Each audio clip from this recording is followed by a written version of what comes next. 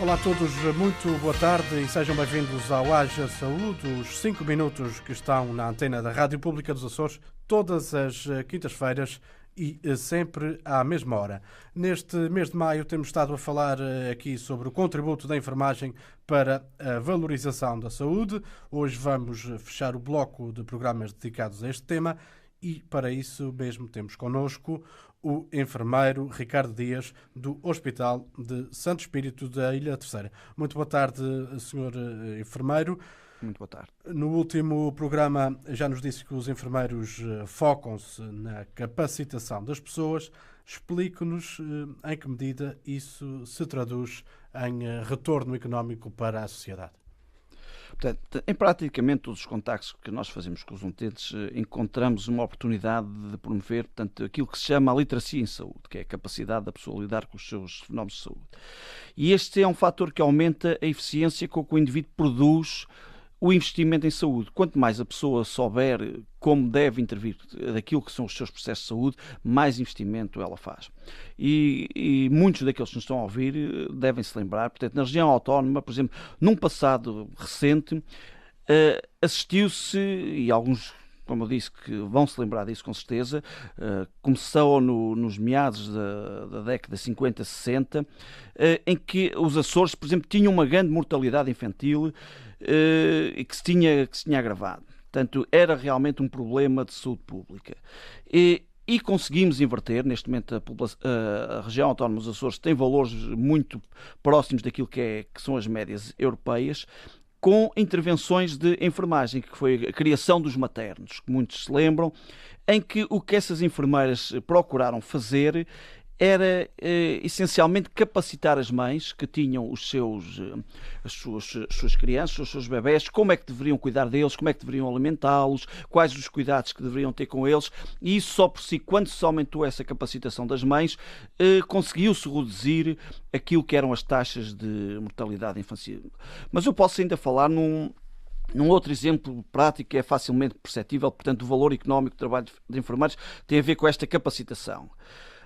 Nós sabemos que, por exemplo, um dos desafios que o mundo enfrenta e que pouco se comparam com a dimensão daquilo que se chama a malnutrição. E a malnutrição tanto é comer por excesso como comer por defeito, ou comer pouco, digamos assim.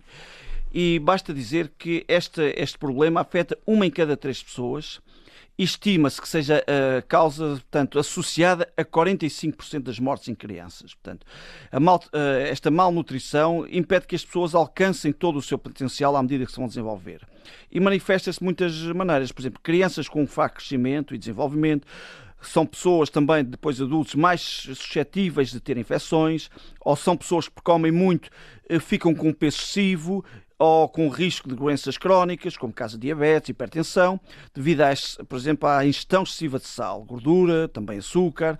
Ou pessoas, por outro lado, têm carências de vitaminas e minerais importantes, porque não sabem como é que há de comer. Portanto, como tal, esta malnutrição significa que as crianças têm um desempenho insatisfatório, quer na escola, e que as suas oportunidades no futuro serão também limitadas. Por sua vez, também os adultos malnutridos também são menos capazes de trabalhar, de produzir e contribuir para a economia ou cuidar das suas famílias. Se ainda pensarmos nas mães, quando, portanto, elas são sujeitas a uma malnutrição, elas também estão suscetíveis de terem crianças com peso baixo, com riscos associados a deficiências físicas e cognitivas, ou seja, com a capacidade de aprendizagem. Portanto, e isto vai ser um ciclo de pobreza e de estagnação económica em países que sofrem grandemente com esta questão. Portanto, e a questão, basta vermos a gravidade da questão, que é que a Organização Mundial de Saúde considera que esta malnutrição é a ameaça mais importante para a saúde no mundo. E as consequências económicas desta malnutrição são tão graves que as Nações Unidas estimam que este problema custa cerca de 3,5 bilhões de dólares americanos à economia global. E há zonas onde isso é mais premente. Por exemplo, na África e na Ásia, estima-se que este problema da malnutrição representa uma perda anual de 11% do produto interno bruto.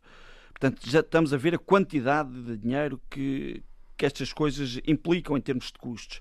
Portanto, e pode-se dizer que a prevenção da malnutrição nessas áreas tem um retorno de investimento de 16 dólares americanos. Ou seja, por cada dólar que eu invisto, eu tenho um retorno de 16 dólares. Portanto, há um investimento que me traduz em 16 dólares de ganho. Basta ver que não são muitos os negócios em que isso acontece. Perante isso que acabou agora de nos dizer, pode-se afirmar, no fundo, que os enfermeiros são realmente um fator importante de produção nos cuidados de saúde? Não só importantes, são, digamos, que o maior fator de produção nos cuidados de saúde. E, sobretudo, nos hospitais. Só que, por exemplo, com a crise económica que nós temos assistido, tem havido a introdução de medidas que visam reduzir os custos associados aos cuidados de enfermagem.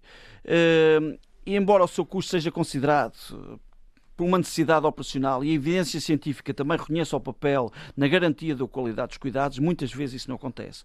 E não acontece porque muitas vezes o financiamento dos hospitais, o financiamento das instituições de saúde são muito com base nos diagnósticos médicos. E nós passamos a ser vistos não como uma fonte de receita, mas como uma despesa. No entanto, este modelo de financiamento apenas apela a esta visão, digamos, na medida em que só os médicos contam como fatores de receita das instituições, o que não é claramente verdade. E há dados muito interessantes nesse aspecto. Basta dizer que por cada doente que se aumenta ao rácio de enfermeiro por doente, posso dizer que isso implica um risco acrescido de mortalidade em 7%. Fora depois aquilo que são os retornos com os reinternamentos. Por exemplo, pessoas que não têm altas em condições devidas porque os enfermeiros, durante o seu tempo de permanência na instituição, não conseguiram capacitar quer as famílias, quer as pessoas para ajudarem no processo de reintegração na sua vida normal, que depois retornam facilmente ao hospital. Isso são tudo custos claramente acrescidos. Muito rapidamente, Sr. Enfermeiro, em jeito de balanço, pedia-lhe uma resposta em menos de um minuto. No seu entender, o que é que ainda falta fazer para que os enfermeiros tenham um papel mais preponderante na valorização da saúde? Falta, e é uma questão interessante, e falta claramente quebrar alguns preconceitos e algumas barreiras. E sobre isso até lhe posso dar um dado muito interessante.